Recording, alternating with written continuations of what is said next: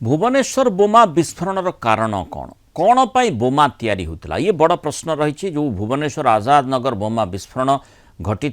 से मामलें वर्तमान एनआईए तनाघना तदंत करुच्ची एयरफिल्ड थाना लगातार भाव में एनआईए टीम सेठी पहुंचुची एवं मामला रुजु पर एनआईए टीम तनाघना तदंत मध्य जारी रही मामला संपर्कित सबु तथ्य तीन जणिया एनआईए टीम जांच करुछंती। बोमा प्रस्तुति पछर प्रकृत कारण कौन कौन पाई बोमा तैयारी करा जाउथला जो भली भाव में गुरुत्व रही केउठारू सेथिपाई जो रॉ मटेरियल अणा जाइथिला ता सहित बोमाटी कौन पाई तैयारी होउथला ये ही बड़ प्रश्न रही जहाँ पर तदंतकारी एनआईए टीम तनाघना करुँच मामलार मुख्य शहनवाज मल्लिक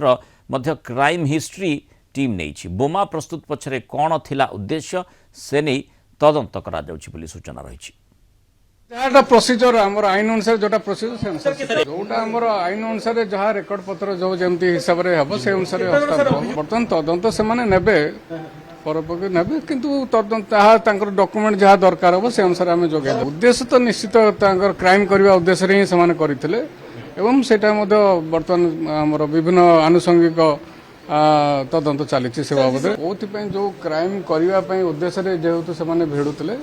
से जिनस गुड़ाक तदंत जो मैंने आहत चली चिकित्सा चली चिकित्सा पर स्टेटमेंट जदि रेकर्ड कराई बर्तमान चली तदंत चली एनआईए टीम